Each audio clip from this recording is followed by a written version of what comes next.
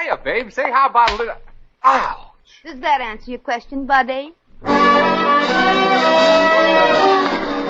Adventures of Maisie, starring Ann Southern.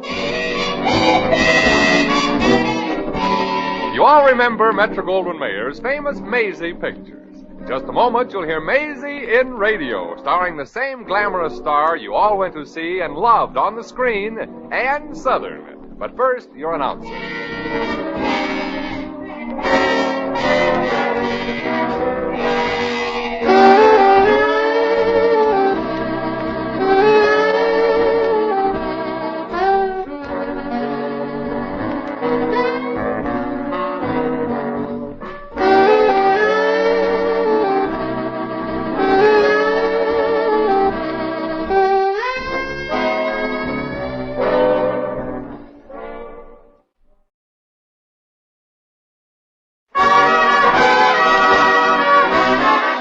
Now here's Ann Southern as Maisie. Yep, I'm Maisie, like the fella said. Maisie Revere. And I'm a showgirl. An out-of-work showgirl. I just quit a nightclub because the manager wanted me to show a little too much. So I just packed my old black suitcase and hit the road. It was way out west where men are supposed to be. Only for miles and miles I didn't see any. Then, as luck would have it, I stumbled up to a farmhouse, and the farmer, a really nice widowed gentleman named Jed Parker, surprised me by offering me a job, and I surprised him by taking it. I'd never worked on a farm before, and I never realized what a leisurely life farm work is. You cook the meals, draw the water from the well, feed the chickens, clean the house, churn the butter, scrub the laundry, and simple little chores like that. Well, you'll have to pardon me now, folks. I gotta get to work. Well, how's it coming, Maisie? Oh, good evening, Mr. Parker. Evening? Maisie, it's morning. It is. And how come it's so dark? You still got your eyes closed. Oh, guess I'm still not used to getting up so early, boss. Oh, I know farming is hard work, Maisie, but it's done you a lot of good. It's making a new woman out of you. Well, gee, you're very kind, Mr. Parker. Oh, you're the one that's kind, Maisie. You can stay here as long as you want. I like you. And Timmy worships the ground you walk on. And I think that son of yours is a wonderful boy. Handsome, too. Oh, you really think so, Maisie? I mean, Miss Revere. Timmy, you got everything that Van Johnson has. And I pity the poor girls around here when you start breaking it in. Van Johnson? Sure. Oh, you're just laughing at me. No, we're not, Timmy. You're my little sweetheart. I am? Gosh. Well, stop blushing, sweetheart, and go down and get the mail. Yes, yes, sure. Would you like to walk down to the mailbox with me, Maisie? I want to ask you something, sort of personal. Well, I'm afraid it'll have to keep a while, Timmy. I still got these rugs to beat. Oh, okay, Maisie. I'll be right back. Yeah, Maisie, let me beat those drugs for you. You must be tired. Beating rugs is the one thing I enjoy. I keep imagining each rug is a personal enemy of mine. Well, okay, then. I'll get to work. Now, on with the fun. My agent, the guy that sold me these tight shoes, the cricket that kept me up last night. Ouch!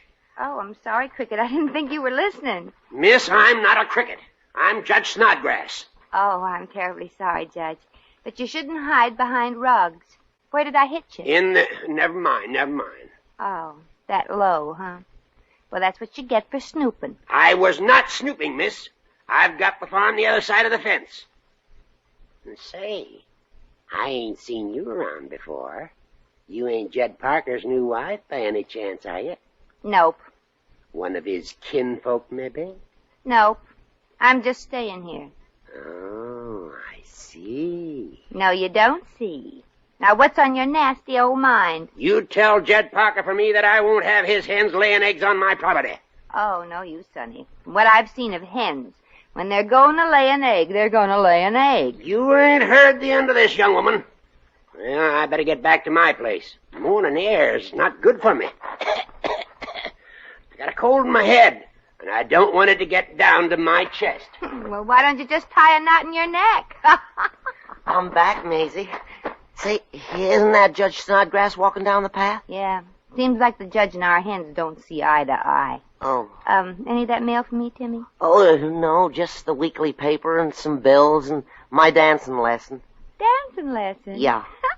Well, it's dancing that I really wanted to ask you about, Maisie. Oh? Yeah. Will you do me the honor to accompany me to our high school dance next Saturday night at 8:30, formal? Oh, well, Timmy, I'd love to, but, gee, think of the difference in our ages. Oh, what difference does a year or two make, Maisie? A year or two. Oh, Timmy, I love you. You do? Honest? When did you first know? I mean, am I... Am I interrupting something, old chap? Oh, Timmy, your voice suddenly got older. Oh, hello. I don't think we've met. Ronald Thornton, a neighbor, miss. And how do you do? Well, likewise, don't you know? I'm Maisie Revere. Oh, really? Say, you aren't a farmer, are you? Maisie, about the dance. Well, I came to this country principally to study American agricultural methods, mostly animal husbandry. Oh, I never knew animals actually had husbands. I just thought they sort of ad-libbed those things. Maisie, I'd sure like to take you to that dance. That's a joke, I'm sure. No, I mean it. I'd like her to go with me. No, I meant about the animal husbandry, Timmy. Oh. I merely dropped over to find out if you've seen her. Oh, no. Her old lady keeps her under lock and key. Maisie, about Keeps who under lock and key, Ronald? They're having a 3-piece band and... Oh, the girl I love, Miss Revere, Joan Hooper. Oh. It's a lost cause, I'm afraid. But why? I'm sure Maisie likes to dance. No, I mean my chances of marrying Joan. But why, Ronald? If the boy and girl are in love, that's all that matters, I always say. That's what I always say, too. This means an awful lot to me, Maisie. I know it does. And we must do something about it. Yeah, sure, Maisie. When it's the real thing, we must make the most of each precious moment. That's right. We should bring Ronald and Joan together. Ronald and Joan? Sure. But how, Miss Revere? Frankly, I'm going a bit out of my mind. You ain't the only one, Maisie. Timmy, come here at once. Just a minute, Pop. Timmy? Oh, all right. I'll see you later, Maisie. Now, Ronald, if you don't mind my butting in, what's the score between you and this Joan? Oh, well, Miss Revere, I suppose I'm too madly in love with Joan to have any pride left. If only I could see her once in a while. Gosh, the love bug sure's bitten a big chunk out of you. Yes, but Joan's mother simply abhors the idea of her daughter marrying a mere farmer. The Hoopers are sort of the local upper crust, you see. Oh, pooh, what's the upper crust anyway? Just a bunch of crumbs held together by their own dough. Say, what that Joan needs is a little spunk talked into her. What's her phone number? Oh, I couldn't telephone her. Her mother knows my voice. But she don't know mine. And I've got an idea how to get her out of the house. But... There's no buts about it. You want to have children someday, don't you? Oh, yes, of course, but Mrs. Hooper would never forgive Joan and me if we got married. And your children would never forgive if you didn't.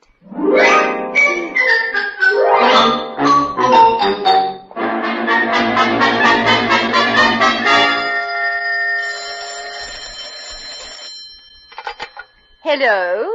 Hello. I would like to talk to Mrs. J. Crosley Hooper, please. This is her. I mean, she. Who is this? I mean, whom? Oh, well, this is the society editor of Whom's Who. Who's Whom. We are inaugurating a new supplement to our publication, Mrs. Hooper, entitled The Most Outstanding Debutantes of the Year. And your daughter, Joan, has been selected as one of them. My kid? I mean, my daughter, one of the most outstanding debutantes of the year? Wow! I mean, really? Yes, really. We should like to take a picture of Joan to publish in our forthcoming edition. Would you have her come out to the Jed Parker farm immediately? Immediately. The Jed Parker farm.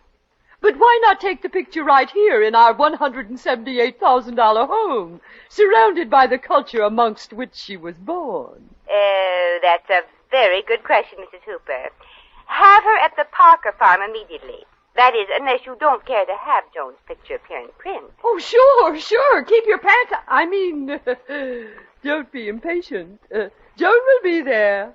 Au revoir, my dear. That's French, you know. Really? Well, you could have fooled me. Goodbye now. Joan, come downstairs at once. Oh, just a minute, Mother. What's all the ruckus about, Gussie? Crosley, how many times must I tell you to desist from calling me Gussie? You know what you should call me. Yeah, but I don't like to do it in front of our kid. I mean, now that we're accepted into society, I wish you'd refer to me as Augustine. And take your feet off the dining room table. Well, don't get all head up, Gussie. I got my shoes off, ain't I? Please, Crosley, don't be vulgar. It's our Joan. They want her picture took as one of the most outstanding debutantes of the season. Well, gee, what do you know? Our little stinker in society. Eh? Making her debut. Not debut, egghead. It's a debut. Debut? Yes. Anyway, this will be wonderful for Joan. She'll meet new men. Now, look, Gussie, why do you have to interfere with the poor kid's love life? Pooh. Marry a farmer. Our Joni will be brought up amongst culture, not agriculture. Think of our family position. Family position, eh? What family position? Mine, Crosley, naturally. After all, I was born with a silver spoon in my mouth. And a tin tray in your hand. Crosley!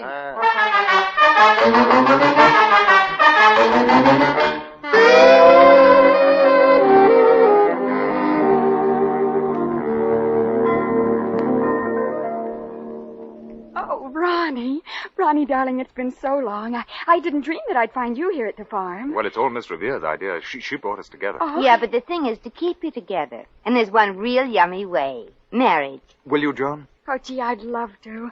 But, Mother... What's that old crow got to do with it? Please, that old crow happens to be my mother. I mean, well, despite what she's done, she still loves me. Well, so do I, darling. And don't you want to marry me? Oh, I do, Ronnie, in the worst way. Well, then do it without your mother's consent. That's probably the worst way. But... Why not? You're both old enough, aren't you? I mean, for a license. Well, I'm 28. And I'm almost 18. I'm 17 and 7/8. Well, that ain't exactly a December and May wedding, but there is a sizable difference in your ages. Oh, and you think that's not good? Well, maybe I've done too much thinking. Look, you two wait here.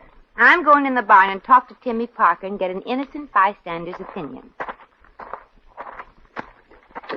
Timmy! Oh, Timmy!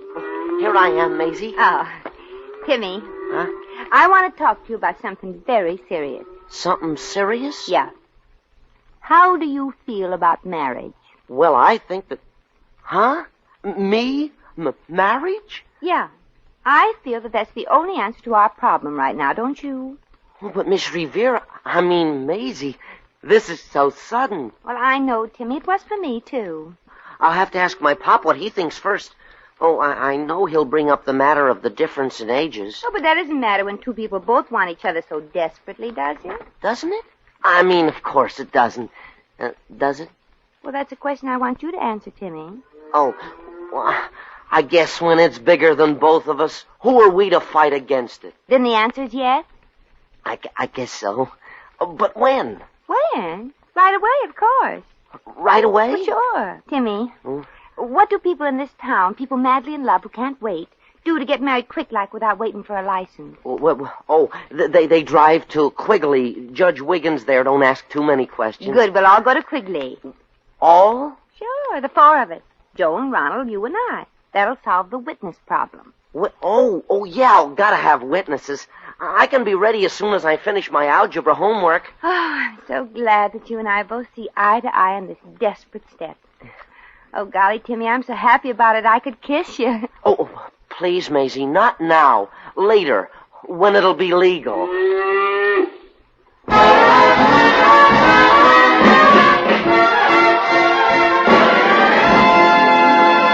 The Adventures of Maisie, starring Ann Southern, will continue in just a moment.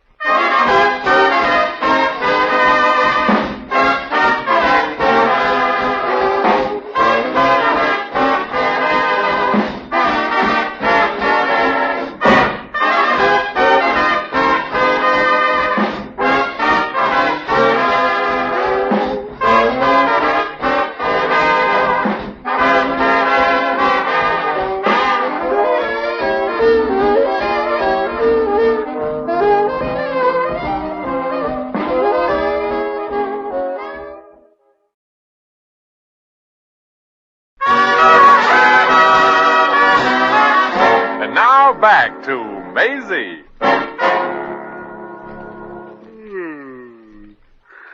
Now that the preliminary arrangements as to the fee for performing this ceremony, now we get on with the marrying. Judge Wiggins, I hope we're not keeping you up. Well, yeah, I do all my marrying nights and my sleeping days. Couldn't you folks come back later to...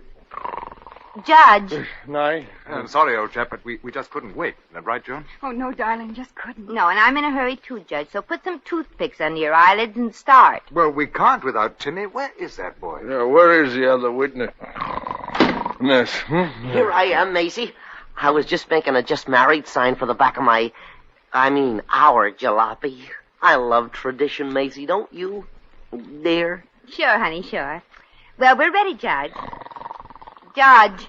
Oh, dear, he's gone to sleep again. I say, Judge, old chap, do open your eyes and let's have at it. I'll wake him up with his gavel. $10 for 10 days. Yes, waiting. Take your places. Okay. Do I take the bride's hand, Judge? Oh, well, hardly, old boy. I'll do that. You? Well, naturally, Timmy. Then after the ceremony, he goes on a honeymoon with the bride. He goes? Say, that's going a little too far. Don't you think so, Joan? Well, of course not. I expect it. You do? Timmy, didn't your father tell you about the facts of life? Yeah, but gosh, he must have skipped something. Maisie, won't it be a little embarrassing to have Ronald along on our honeymoon? Well, of course not, Timmy. You see, our honeymoon. Timmy, I'm the one that's getting married. Oh, gosh, I'm sorry, Joan, but Maisie asked me first. Well, I'm afraid there's been a mistake, Timmy. She's marrying me. Are you, Maisie? No, he means Joan. He and Joan. He and... Oh.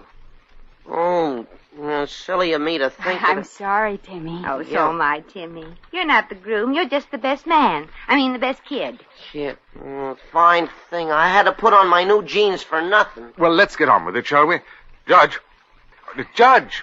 Pop out a bit, my lad. Yeah, wake up. Yes? Oh, yeah, sure. Dearly beloved, we are gathered together to witness the marriage of... Hurry up, Judge. I got to get back to high school, and so does the bride. Timmy. The bride. How old are you, my dear? Old? Old? You have to be 18 to get married. If not, you must have the consent of your parents. Oh, fine. Well, miss, how old are you? 22. Seems to be a slight difference of opinion. So I'm just in time, huh? Yeah, Mr. Parker, it's almost over. Timmy, you're not marrying that show person. Well, now, I say, old chap, you've got this thing all wrong. It's that actress I've had all wrong. She's not going to marry my son. Oh, well, Mr. Parker, it's Joan and Ronald that are getting married. Oh. Well, shall we start again? I'm a tired man.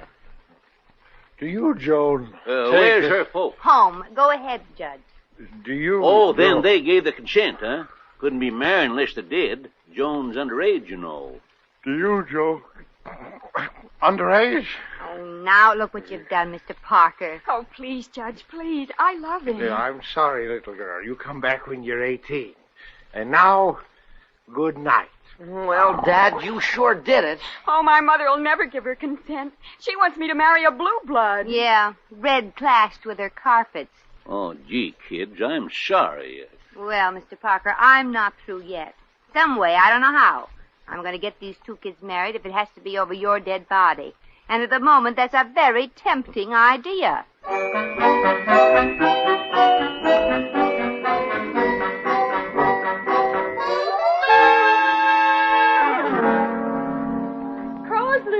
Joan, listen to this telegram. Oh, isn't it too thrilling? It's from Ronnie's sister, Lady Millicent Smythe.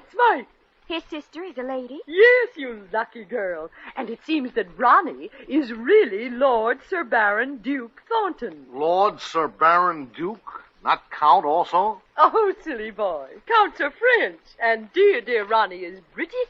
I never knew Ronnie had a sister. Oh, and an immensely wealthy one. The dame's loaded. Quite well off. Listen to the rest of the wire. I am passing through the colonies en route to South Africa to visit the diamond mines Mater and Pater left to me and Breaker. Breaker? Crosley, didn't you learn anything at school? That's Latin for brother. Lady Millicent obviously has educated brains. But to me, she sounds like a screwball. Joan, dear, that is hardly the way to speak of your future sister-in-law. Sister-in-law? Oh, you mean me and Ronnie? Oh, Mother. Exactly. Now, here's the rest of the telegram. Suggest you arrange wedding, my brother and your daughter, whilst I am there.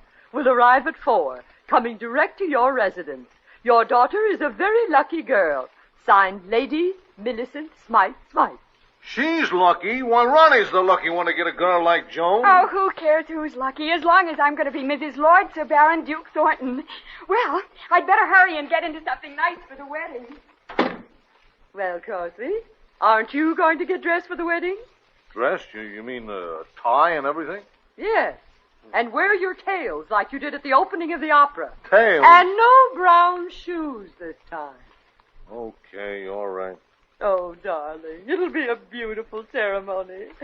And we'll have dear Judge Snodgrass perform it. Oh, I know he'll be just delighted to meet Lady Millicent. Well, Crosby, you haven't said a word about the lovely plans I have. Aren't you going to say something? Rah, rah, rah.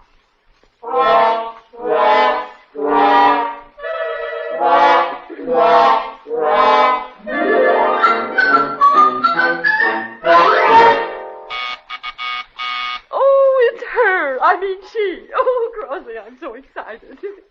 How do I look? How could you look? Oh, shut up. Ronnie, dear, aren't you excited at the prospect of meeting your sister? More than you know. I'm a little curious, too. Lady Millicent Smythe. Well, cheerio, pip, bebop, and all that sort of thing. Oh, Ronnie, my dear brother. Ronnie, it's... Hello, Millicent, old girl. 'Tis quite a surprise seeing you. Yes, 'tis, isn't it? Jolly seeing you again, old girl. I trust everything at the old castle of ours is quite, jolly. How are the moats? The moats? Oh, they're fine. They send you their dearest regards, you know. All sorts of greetings from your cronies at Leicester Square. That's Lester. Oh, yes. Lester sends his regards, too. Laid up, the poor chap is. Hurt his leg at some game of sport. Oh, cricket? No, broke it. Broke it? Oh, such a delightful sense of humor. Oh, so this is the lovely bride. Oh, dear, no. I'm her mother. Oh, and so young, too. Jidoo. Jidoo. This is the bride, my daughter Joan. Jidoo. Jidoo. I'm her old man. Jidoo. Jidoo yourself. Put it there, sister. Put what where? Oh, you mustn't mind my husband, Lady Smythe. You see, he was raised on a ranch. Well, what say? Shall we get this wedding, what not, over with, what? Yes. I believe I heard the judge's car pull up a moment ago. Judge Snodgrass. Well, I'm here, ready to perform the ceremony. Howdy, Crosley, Joan, Ronald. Oh, Judge Snodgrass. Judge Snodgrass, this is Ronnie's sister from England, Lady Millicent Smythe. Hello. Fair to middling. Lady Millicent, what are you doing with Joan's veil over your face? We just thought I'd wear it till after the ceremony. My face gets chilled from the draft. Well, Lady Millicent, I'll get you something else. A pillow, perhaps. Oh, don't bother, really. The veil will do. We British are quite used to roughing it, you know. Well, Joan needs that veil more than you. That's what you think. Now, nobody's holding up the wedding of my daughter to the man she loves. Yeah, let's get it going. I gotta get the doctors for another treatment. Some fresh girl hit me plumb on my sacroiliac over at the Parkers this morning. Millicent, let Joan have the veil and let's go on with the wedding. Our train leaves shortly. Yes, our honeymoon train. Yeah, so give us that veil. Oh, Rosalie, you shouldn't have. If I ever see that girl again, You! Yes, Crossley, you shouldn't have. But Judge Snodgrass, you know Lady Millicent? I know her, and believe me, she ain't no lady. Now, listen, you old goat. Just because I happen to be working at the Parker farm. Oh, working. Oh, my, I think I'm going to faint. She ain't royalty. Oh, but she did it for us, Mother, for Ronnie and me. Yes, we love each other, Mrs. Hooper. Joan will never marry this farmer. Do you hear me? Never. Like heck she won't. That's the spirit, Pop. Crossley, how dare you talk like that? Shut up, Gussie, shut up. Oh. Now, see here, Mr. Hooper. Judge Snodgrass, would you like to be a little angel? Well, sure. Then drop dead. Oh, Crossley. Crossley, you haven't spoken to me like that ever. Not in 20 years. Then I'm 20 years late. Then we can be married, Father? You're darn right you can. Oh, Joan, darling, at last. Well, if Mrs. Hooper's against it, I won't perform the ceremony. But we'll miss our train. No, you won't. We're all going back to Judge Wiggins over in Quigley in a hurry. And Joan, Yes, Maisie? if we're ever going to get Judge Wiggins through it, you'd better bring an alarm clock.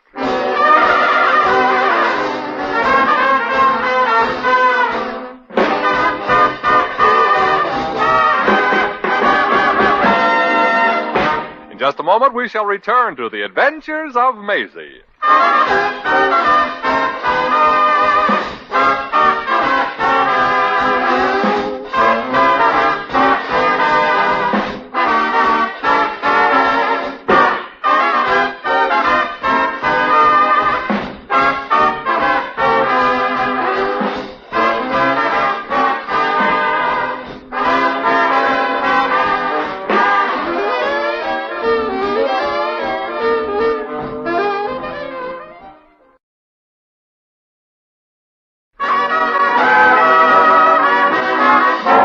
Once again, here's Maisie.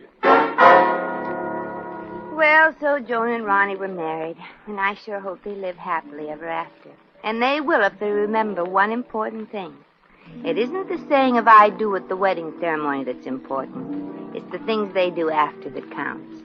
For instance, if you have an argument with your wife and she's right, come to her and admit it. But if she's wrong, take her to the movies.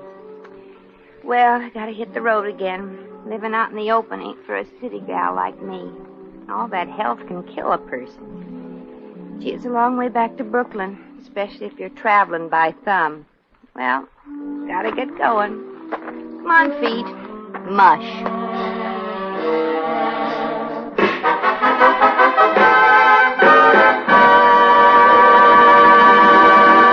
You've just heard The Adventures of Maisie, starring Ann Sothern.